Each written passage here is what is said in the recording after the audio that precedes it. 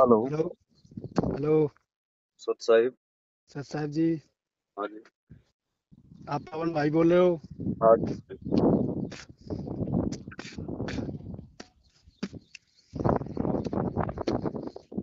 हाँ जी बोलिए, बोल रहा हूँ। हेलो। हाँ जी बोलिए, पवन दास जी बोल रहा हूँ, बोलिए। पवन भाई आप रहते कहाँ हो? जयपुर, राजस्थान। अच्छा जी। साथ संगत वहीं रहती है तुम्हारी? सात संगत तो परमात्मा की है हमारी थोड़ी। हम्म, हमने नाम लिया था, नाम खंड हो गया हमारा था। क्या कर दिया? अरे साहब नाम खंड है गो हमारा। क्या क्या गलती हो गई? अरे गलती साहब ये घर घर में है गई हमारे क्या हो गई? के घर के कछु वैसे ही है साहब। ये मानते घर के तो मानते ना, हम तो मानते साहब। हम्म। ऐसे ही खराब है गो साहब, नाम खंड है गो हमारा। कोई नहीं, जो गलती हुई उसके लिए गुरु जी से समय याचना मांग के वापस भक्ति पे लगो।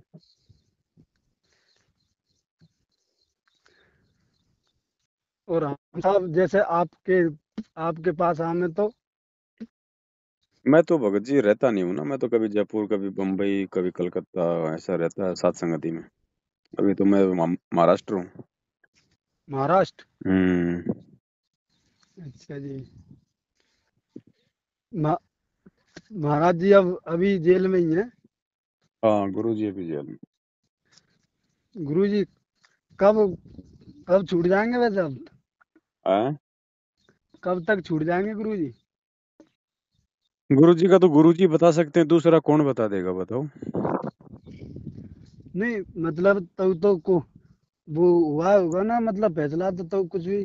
फैसला तो कुछ नहीं, फैसला तो आजीवन उम्र कैद का है। अच्छा। हम्म। मैंने बहुत बहुत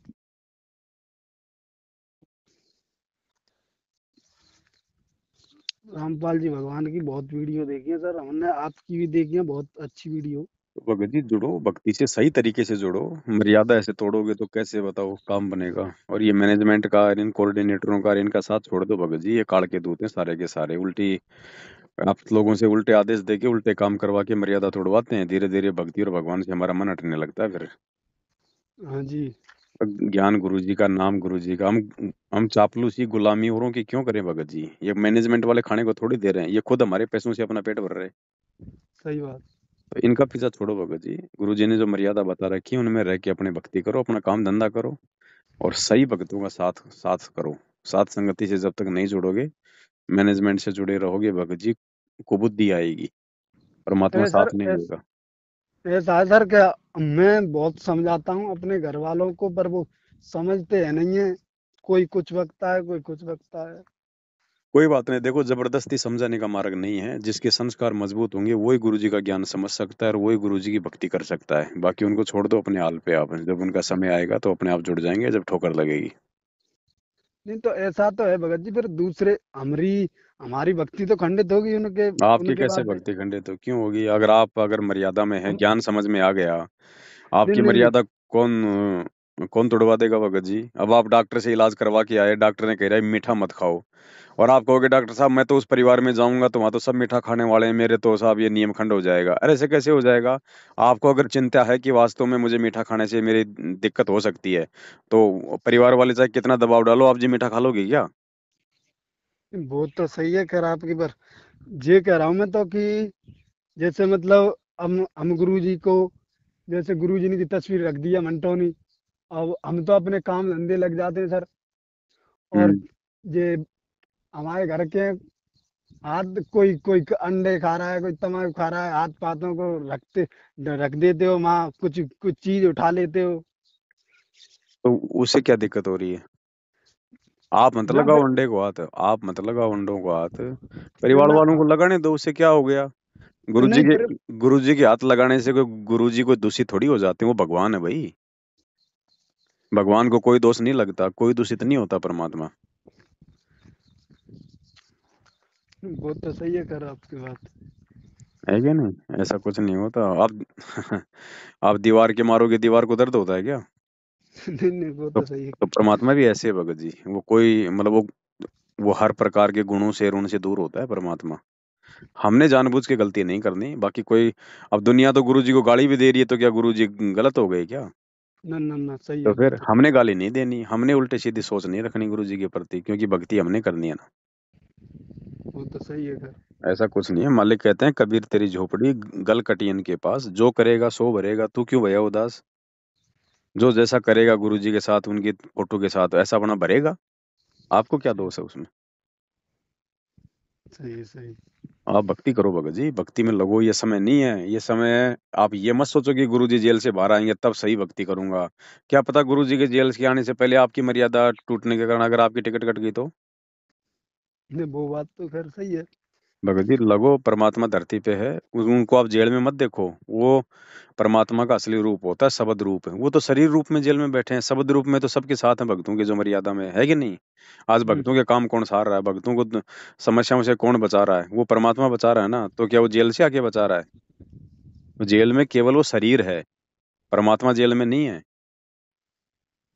परमात्मा तो अपने सतलोक में ही तो बैठे। बस, तो फिर उसी प्रकार से भक्ति करनी है। हम सबके घर में बैठा है, सतलोक में भी बैठा है, सबके हम्म। साथ है परमात्मा, भक्त के साथ है। तो मालिक से डर के, मर्यादाओं में रह के आप अपनी भक्ति करो भगत जी, और इन मैनेजमेंट का साथ छोड़ो। तब कहीं जाके बात बनेगी। ऐसे भगत जी गफलत में भक्ति नहीं होती है। ऐसे तो आए दिन भगत मर रहे हैं। क्यों मर रहे हैं अकाल मौत? क्योंकि कोई मर्यादा में है ही नहीं, गुरु जी को परमात्मा मानते ही नहीं। कागज की दाढ़ी मूछ वाली फोटो को तो भगवान मान रखा है, गुरु जी को खाली अपना गुरु मान रखा है, और वो भी मर्यादा में नहीं है। तो क्या क्या होगा बताओ? नहीं, वो बात आपकी सही है। हमने तो कबीर साहब की भी फोटो फोटो ले आए थे हम। हमने नाम कौन नाम है लिया कबीर था साहब? भर। कौन है आज कबीर साहब? नहीं नहीं, कबीर साहब अब जे संत रामपाल जी भगवान ही हैं, तो कबीर बस साहब अब अब दाढ़ी मूछ, प्रेजेंट में। दाढ़ी मूछ वाले को हटा दो बस। उसका कोई रोल नहीं है। जिस घर में दाढ़ी मूछ वाली फोटो होगी, उस घर में कभी सुख शांति होगी नहीं। तो फिर हमारे घर में तो सर है। हटा दो भाई साहब, ये आपकी गलती है। तो आप सात संगति की वीडियो क्या देख रहे हो फिर? सात संगत से जुड़े भक्तों ने तो 1 साल पहले हटा दी सब कुछ, केवल अपने गुरु जी के रखते हैं बस। हमारा गुरु ही भगवान है, गुरु ही परमात्मा है, गुरु कबीर है। एक के साधे सब सदे, सब साधे सब जाए। एक को साधना पड़ेगा भगत जी।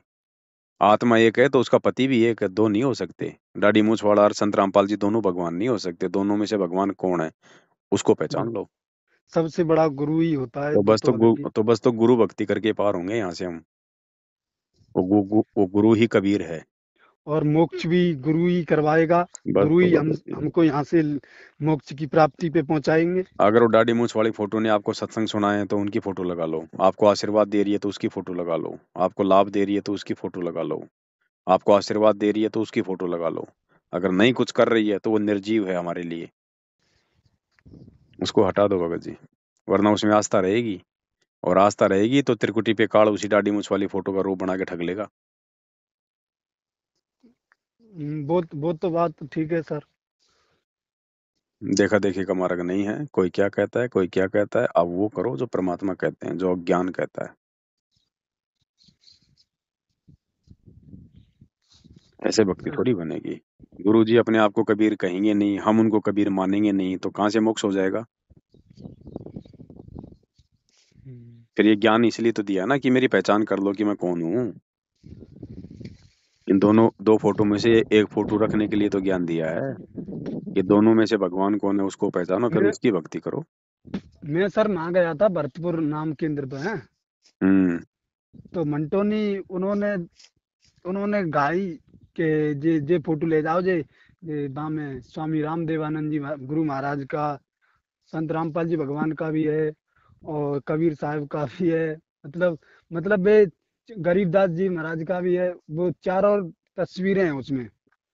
देखो, उनको अभी ज्ञान नहीं है इन सब बातों का। जो बुद्धि परमात्मा ने सात संगत से जुड़े भाई बहनों के ऊपर बख्शी है ना, वो गुरु जी के परिवार वालों पे, इन मैनेजमेंटों पे, कोऑर्डिनेटरों पे, नामदान वालों पे नहीं है। तो अभी उनको सच्चाई का नहीं पता, हकीकत का नहीं पता है, उनको तत्व ज्ञान का ही नहीं पता है, तो वो यही करेंगे। हमें क्या मतलब है हमने गरीबदास जी को पूजने से? क्या मतलब है हमने रामदेवानंद जी को पूजने से? रामदेवानंद जी हमारे गुरु हैं क्या? हमारे प्रेजेंट में गुरु संत रामपाल जी भगवान है। बस तो भगत जी प्रेजेंट में आंखों के सामने खाना रखा है तो उसको खाने से पेट भरेगा, या फिर 2 महीने 2 साल पुराने भोजन भंडारे की फोटो देखने से हमारा पेट भरेगा? तो इन फोटो से कुछ नहीं लेना देना हमको भगत जी। ये तो परमात्मा ने जानकारी के लिए बताई कि ये हमारे गुरु जी थे, ये पहले गरीबदास जी आए थे, ये चित्तानंद जी महाराज थे। आज ना तो चित्तानंद जी महाराज हैं, ना वो रामदेवानंद जी हैं, ना गरीबदास जी हैं। आज जो है उससे हमारा आत्म कल्याण होगा, उसको पूजो भाई। वो तो अच्छी आत्मा थी, अच्छे महापुरुष थे, उन्होंने अपना ज्ञान दिया, साधना की, अपना मोक्ष करवा गए। हाँ, अब हम उनको पूजेंगे तो क्या फायदा? हम उनके आगे दंडवत करेंगे तो क्या मिलेगा हमें? वो है ही नहीं यहाँ पे। सही। जो सतलोक चला गया उसकी यहाँ पे फोटो पूजने से क्या मिलेगा हमारे को? जो उनका स्वयं शरीर है, हमारे लिए वे पूर्ण ज्ञान दे रहे हैं, वो ही हमारे लिए भगवान है। हाँ तो बस तो भगवान को पूजो संत रामपाल जी, भगवान को पूजो भगत जी, और उनको हाँ। नहीं पूजना किसी को भी। और सब के सब जीव हैं, भगवान सृष्टि में एक ही होता है या दो होते हैं? हम्म। भगवान एक ही होता है ना, एक ही होता है और सर। बाकी सब जीव हैं। जीव है। तो संत रामपाल जी के अलावा पूरी दुनिया में सब के सब जीव हैं भगत जी। और जीव को जीव पूजेगा तो क्या मिलेगा उसको? नरक मिलेगा। हम्म, तो संत रामपाल जी को पूजो, भगवान को पूजो भगत जी।